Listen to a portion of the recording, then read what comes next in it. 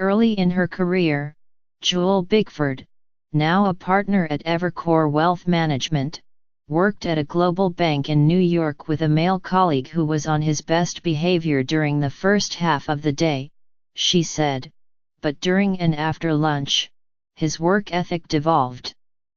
When he came back, you would walk by his office, and he would have his head down, Ms. Bigford said.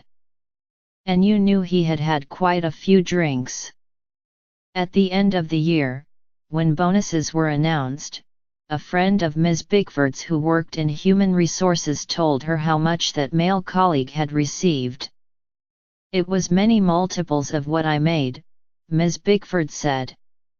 He stayed there. I left. It was a Monday in late January, and Ms. Bigford was at a table with 4 other women in a semi-private room at Kiki's, a Greek restaurant in the Chinatown neighborhood in Manhattan. They included Gail Johnson, a director of administration in New York City's Department of Sanitation, Alex Keller, the director of product technology at Hello Alfred, a home concierge service, Melissa Robbins, a Philadelphia-based political strategist, and Kimberly Webster, formerly a lawyer at a New York firm. The women were of different backgrounds, ages, and professions, but they had one thing in common: all said they had experienced gender-based wage discrimination over the course of their careers. Though the pay gap has long been in the public consciousness, on average, American women make 80 cents for every dollar men make. 3 recent incidents have brought renewed scrutiny to an issue many women in the workplace say they continue to confront on an almost daily basis. Early last month, Deborah Messing and Eva Longoria chastised E! on the Golden Globes red carpet for paying Kat Sadler, the former CEO host of E! News, half of what her male colleague, Jason Kennedy, made. Ms. Sadler left the network in December. The next day, Carrie Grace, the former China editor of the BBC, resigned that position after salary figures released by the broadcasters showed a gap between male and female talent. And, of course, there is perhaps the most famous recent incident: the revelation that Michelle Williams was paid $80 a day for reshoots on All the Money in the World, while her male CO star, Mark Wahlberg, was paid $1.5 million in total. He later donated it to charity, following an outcry that got many women in offices around the country swapping tales of when in their own careers they found out they were being paid less than their male counterparts and what they did, or did not do, about it. I never really complained about the pay discrepancy, Ms. Bigford, 76, said, pausing between bites of moussaka. I was brought up in a culture where it was considered gauche. I missed that class, said Ms. Johnson. Age? You can say 55 plus.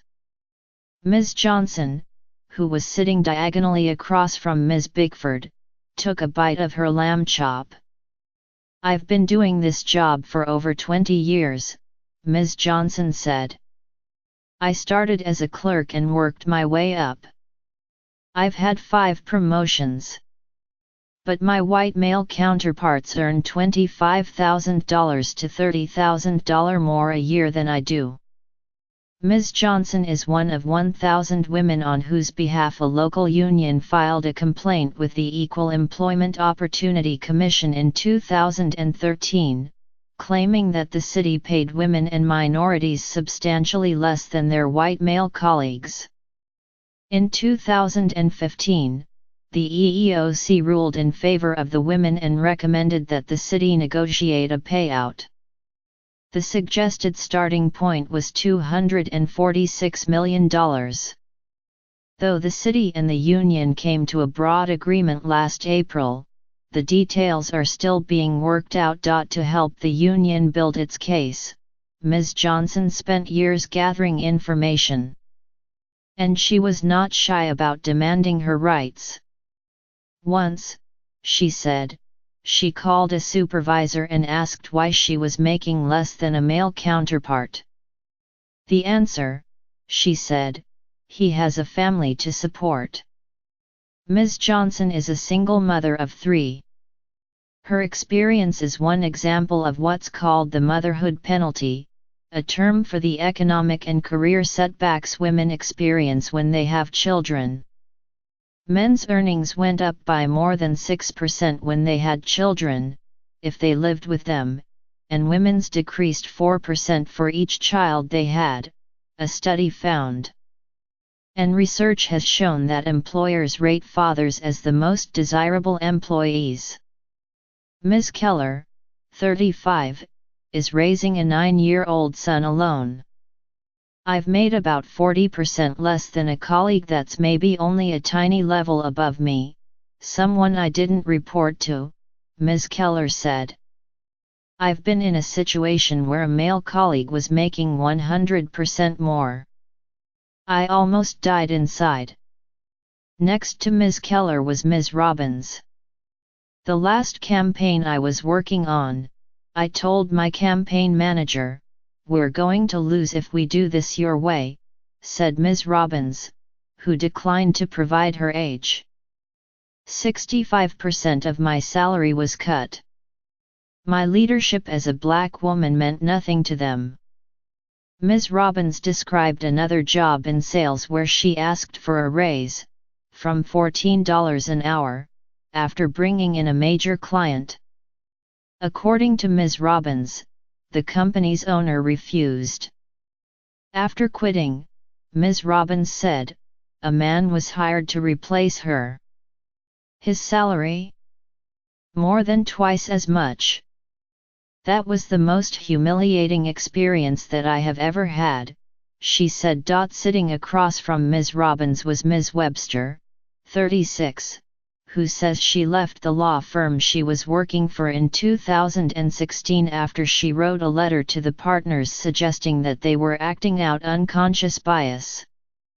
At least for one case, and it may have been for multiple cases, my time was being billed out at a lower rate than 2 of the 3 white, male paralegals, Ms. Webster said.